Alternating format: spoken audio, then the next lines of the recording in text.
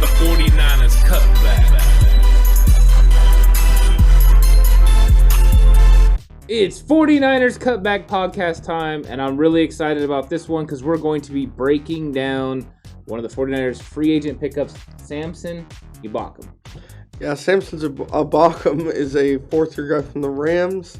He's still real raw. He's got a lot of potential as a pass rusher. He played in a 3-4 as an outside backer. Believe it or not, he fits a 4-3 defensive end. Whew, it's crazy. What? Yeah. But he's got a lot of potential. He ran a 4.45 40 coming out of college. He was not born in America. He was born in Nigeria. Football's not, not the thing he's been doing for the longest amount of time. He played at Eastern Washington with the legendary Kendrick Bourne and Cooper Kupp. Legendary. So he's gotten it better. He's looked improved every year. And the 49ers really feel like he's a guy that get him under Chris Kasarik could turn him into a stud. Yeah, you said he's raw. Chris Kasarik's going to cook him. Cook him up nice and juicy and succulent and falls apart at the bone. It's gonna be great, man. It's gonna be great. No, but this guy's he's got a lot of potential. It's an exciting prospect because it's a guy that definitely they're gonna have to develop and work on a little bit. Right. But we're not just gonna talk about him a little bit. I think we're gonna go into this in detail a little bit. Maybe a little video breakdown, guys. Yeah, let's break down his video and let's see what he adds to the 49ers. One of the big questions last year was the edge rush once Bosa went down and D Ford wasn't healthy. This guy is going to give us exactly what we needed, that speed off the edge. I know Horst loves speed off the edge, so we're both excited about this one. Yeah, I mean, with the the division the 49ers are in, with Russell Wilson, Kyler Murray, with those kind of guys, you have to have an athletic defensive ends to catch their quarterbacks. It's a must, and the way the NFL is transforming, I don't see that slowing down anytime soon, because there's several other teams with athletic quarterbacks like that now too. Absolutely. Let's start with this first clip. Yep. It's against the Kansas City Chiefs in a game in which there was a lot of points scored. It was a defensive battle in New Mexico City. It's true. It was an interesting game, that is for sure. Yeah. Well, let's roll this first clip. Yeah, he's Sosa's up top. So if you're watching, he's up there, just outside shade of Kelsey. You're going to see him come on the outside. Nice outside move, and then able to come back inside, disengage, and make the sack. That is a good play. Yeah, and honestly, that's a play right there that I think shows what a couple things the Niners really see in him is, one, obviously how quick he is his first step, but two is effort. Yeah. Because if you give up after you get blocked, you don't make that play. But he kept fighting even though his initial move got stopped, and he worked his way back inside and was able to get his hands on Goff. I mean, Patrick Mahomes, excuse me. On the Mahomes. It's all about getting the hands on Mahomes and not giving him enough time, not letting him be comfortable in the pocket. Yeah. You can see the way that he works around the edge here, and once he starts to get a little wide, he doesn't continue to pursue upfield either.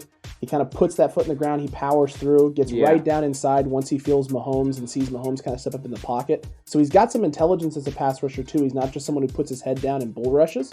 He's not just going to be an all-power guy. Yeah. He can kind of mix and match the speed with the strength. You can see him how well he's able to get right into the shoulder, drive him back, get his hips turned, and then poof, right on the inside, hand fight, and work his way back His to the hand quarterback. usage could have been better there. 100% could be better, but I think it was really good control because he didn't let the offensive lineman get into his chest plate. You'll notice that I think he's giving him a straight arm on the outside.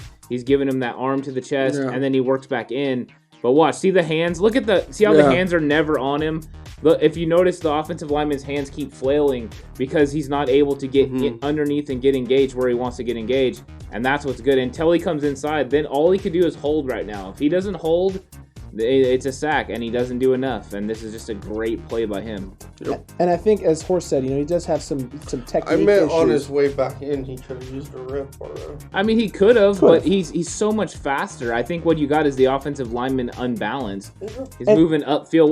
Watch his weight upfield. See him trying. The offensive lineman is trying to gather his weight. Correct. And he can't. And it's just a superior athlete right there. The speed and the strength aspect, he's got power, he's got quickness, and when you combine those two things, it makes it very difficult to stop. And it's a long distance for that tackle to cover because he knows he can get beat either direction here. Yeah. As he comes off the line, just because of how much depth he has to cover where Sosa's coming from. Yeah. I mean, look at the gap between him and the guard here. I mean, it's a huge hole. He knows he can go either way. So at this point, it's just a guessing game for the tackle. And with someone like Sosa, all you got to really do is get him going one way, which he does here. He gets the hips opened up there, and once he has them opened up, he knows he can get him the other direction.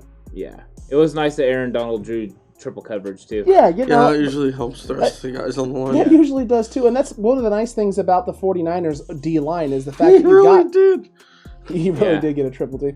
One of the nice things about that 49ers D-line, guys, is the fact that you're not going to be able to double up guys like Sosa because you got guys like Bosa, you got guys like Armstead, you got guys like Kinlaw, and we've broken down film on Kinlaw. Yeah. You know how strong and quick his first step is. Yeah. And Horst pointed out in that episode of that film breakdown, which you haven't watched, you should, just the amount of power he has because the Saints guard tried really, really hard to just pull him to the ground, and even that didn't matter because Kinlaw was able to power through. This is great for a guy like Sosa coming into a system like this because he's going to get a lot of these one-on-one matchups. He tossed that guy to the ground like me tossing my McDonald's wrapper. We don't litter around here. Yeah. We don't litter. I don't approve. One of the things we really talked about was the speed off the edge and being able to contain quick quarterbacks, especially Russell Wilson and Kyler Murray in our division. But we're going to be checking that out, and Ebukam Sosa might add to that a lot because of the way that he's able to play against these guys, and the next clip is going to illustrate that to a T. Yeah, we talked earlier about them facing quick quarterbacks. Like he said, they don't come any quicker than this guy right here. Yeah. So that's what I've heard. I've heard this guy's fairly quick. I guess we'll have to wait and see. Huh? Yeah, so here's Lamar Jackson, and Ebukam's on top. Sosa's just spying, watching, making sure Lamar can't get away, and then secures the tackle. We had no one on the team last year that could do this once Bosa and Ford were out. This is so big for the 49ers. Look at him just watching, staying outside, just the athletic ability and able to make a play. This is 100% what the 49ers need with some of those guys, right, Horst? Yeah, for those of you who don't, never played much defensive line or don't, understand what's going on here, it looks like he's just standing around. It's called a spy, and it's when your job is literally just to watch the quarterback on a pass play because they have a fast quarterback. And what he's doing here is his job is to make sure that quarterback does not roll left and beat him to the outside. And that's what he's doing. And if you see the second he sees Lamar look to his left, he explodes towards him and makes the play. And like he said, like Ant said, there was no one on the Niners defensive line last year that could explode through and make that play athletically. If any of the Niners DNs would have done that, he would have took a slide step to the left and ran down the sideline. And that's just the difference when you have a guy that runs a 4.4 out there. Things can be coached, speed cannot.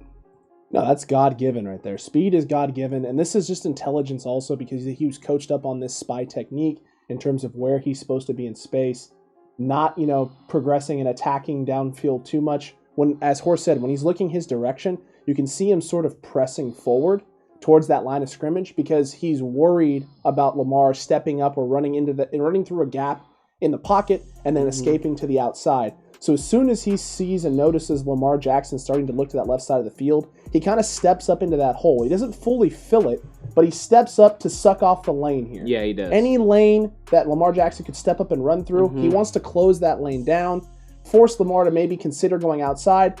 The minute Lamar starts to look outside and starts to progress away, like he knows I need to create and extend the play, he tacks downhill. Sosa attacks downhill at him, tacks that outside shoulder, makes Lamar try to turn back in, and he's not able to get away from the grass. But even if he did, he had two teammates coming in, including one monster of a man in Aaron Donald, coming in to fill that gap. So even if he had spun off that tackle, he was running into two more Rams most likely, and it's going to be a lost play. And a lot of that is his ability and recognition of the fact that we can't let this guy get out of the pocket. We can't let this guy extend a play. He steps up, closes the gap down. Now if Lamar's going to take off, he's got to take off outside. Yeah.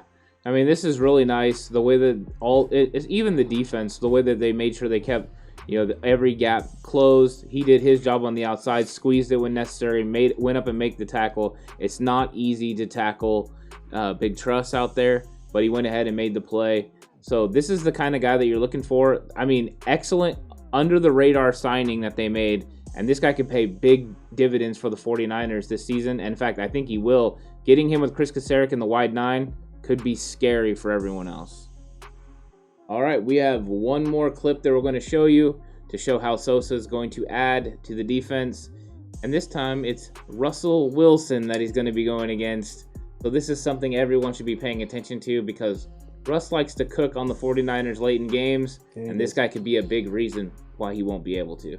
Especially with the uniqueness of the pass rush here. We all liked this pass rush move, especially how it finishes. Yes. Let's get this thing rolling. Russell Wilson, what team does he play for? Oh, the C's? I don't know. That is a excellent move. When we run it back, we'll break it down farther. Here he is down here at the bottom.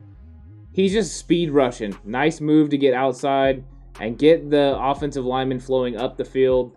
And now he's gonna pause for a second because he's getting too far upfield, and then watch this duck under move right underneath the offensive lineman. Woo! That's nice. That's beautiful. Yeah, that is a nice move. He saw himself pushing too far up the field and then stopped and then made a move to get around him. And because earlier we saw the move where he went inside, these offensive linemen are fearing that he's going to go back inside. They're getting off balance. This time he went ahead and stayed outside. Yeah, kid, I can see you with your tongue out. You can do that when you make plays like this. Yeah, that play is another one of those. I mean, I know that technique, that move can be taught, but I don't know that many guys can make it work like that right there. To come to a total stop and then duck back under like that, throw a rip right there and come back under.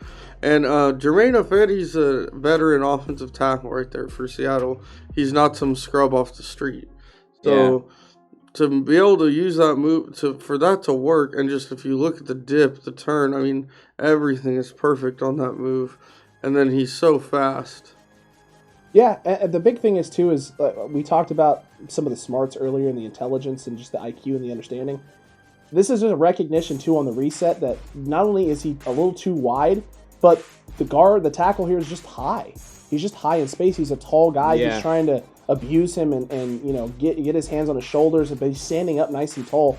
So Ebukam's just going to get low, get small, get underneath, make himself a tiny target, and then he's able to use that to his advantage because he has more power. He's lower in space, center of gravity is lower, so he's going to be able to generate more force, and he's able to just get his arms off of him, duck right underneath, and just say, yeah, sorry, this is mine right here. I'm getting all of this.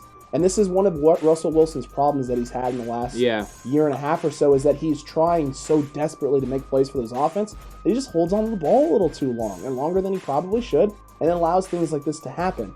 And the rest of their D-line does a great job of generating pressure up front, so Russell doesn't have as much room and opportunity to escape up the middle, which means he's got to try and get outside, and when you got speed like Sosa off the edge and Bosa, it's going to be really difficult to do that. It is, and you see that they're double teaming up top, to make sure that they can get Fowler under control. I think that's Fowler. Yeah. And then down here, you got Sosa one-on-one, and that's what you're talking about. You need someone that can take advantage of those one-on-ones. When you had D Ford and Nick Bosa, somebody was always singled up. And now you're going to get that again. And what this means for D Ford, I'm not sure. But one thing I can say about this guy is the way that he had hand placement and the fact that the tackle never got his hands really on him in a secure manner. I mean, that's the second time we've seen it now in 3 clips where these offensive linemen are struggling to keep their hands on him. That is something that's going to be awesome. Him under Chris Kasarik is going to be big for the 49ers. I mean, what is the thing we all, especially you, but we all harped on all year last year about the defense? No speed on the D-line to contain these quarterbacks. And you I don't remember all the guys now at this point. I know Clay Matthews was one of them. Different guys that were out there. Tack McKinley, we were excited about when they tried to bring him in. True. And this guy solves that. Maybe not solves it, but is a big addition in those factors. He's fast, and he looks like he's improving technique-wise. Yeah. Absolutely. And I think the thing they need out of him is development. They think he needs that development. And obviously, it's another project for Kasarik, but Kasarik has done great with what he's had so far. So this is a great addition to that D line and the DN group itself. There's a lot of potential out of him. There's a lot of potential they can get out of him. His ceiling is still significantly high as a young man. It's going to be interesting to see what they do with him. But we want to know what you think. Yep. How excited are you about Sosa being in San Francisco? And after having watched this film breakdown, are you more or less excited? Let us know in the comments section down below. No Sammy. Yeah, join the conversation. Let us know what you think. I am curious if Sosa, Bosa, and Ford will all end up playing together. If they do, this could be really tough for everyone else. Being able to pass rush these guys on obvious pass downs is scary, especially with Armstead in there with them, because now Armstead slides inside. He's a real problem. Horst, don't you think he's a real problem on the inside on obvious pass downs? Yeah, I mean, he's big and strong enough to face a guard, but he's too quick for most guards. Yeah. I mean, they're not used to facing guys that move that way. It's the same reason Nick Bosa is a problem when he comes inside. True. It's because he's so quick that guards aren't used to guys moving that way. And it's going to open up the stunt game tremendously. For those of you that remember the move that Justin Smith and Alden Smith perfected, where Justin Smith used to grab, the guard and tackle, and Alden would come knife down inside. That's a move that they can do. Use Eric Armstead. Yeah. Or DJ Jones. I think sometimes you'll see it inverted too, with Armstead and Bosa on the outsides, with Ford and Sosa on the insides, and then loop around the outside. There's just too many options for these guys and too many stunts. Sosa and D Ford on the same side. Oh, it's a scary thought. It's a good thought. Thank you, John Lynch. Appreciate it. I wanted it all in my life. My whole life I've been waiting for this moment. You brought it to me. I thank you so much for that. Such a kind man. No, this is going to be exciting. We'd love to hear from you. Let us know what you think. While you're down there, hit that like button, hit that subscribe button, smash that notification bell as well. That way you're notified every time we post, which is, as we've said plenty of times, but we'll say it now, daily at 11 a.m., Tuesdays at 5:30 p.m. Specifically, and Fridays at 6:30 p.m. Pacific time, we go live. That's right, live streams. You want to be here for this content, make sure you're here. Notify yourself, hit that subscribe button. Make sure you're here, man, all the time, joining the conversation. We have a lot of people that have been on. Our live stream was awesome last time. Huge. I mean, the chat was going crazy. Make sure you're here. If you're a 49er fan, you want to be here. You want to, communicate with us, not only in our comment section, but in live streams as well. Yeah, we had a great time with the live stream. We keep adding people, more subscribers, more people to talk to. Comment down there. We'll talk back. Usually nicely. Always nicely. Always nicely. Always. Wait, not always? What do you think we are, Grant Cohn? Yeah, we don't clown around here. Oh, no joking. No, never joke. We never speculate in that fun. We never joke around here. I'm sorry. This is all serious. Mr. Joke Maker. But yeah, anyways, everyone, join the podcast. Join the podcast. I like it. Join it. Until next time, 49er fans, you stay safe. Remember, the right way is always the 49ers way. And the jokey joke maker way. Still holding your finger there. I know. Your fat finger out of my face. Pointing at who's rude to people in the comments. You've broken my camera. Can you believe he's pointing at you, man? I can't believe you do that. I've seen him. Bro, I can't believe... I know, you're the nicest guy ever. He starts fights on Facebook, too. I can't believe he's saying all these mean things about you.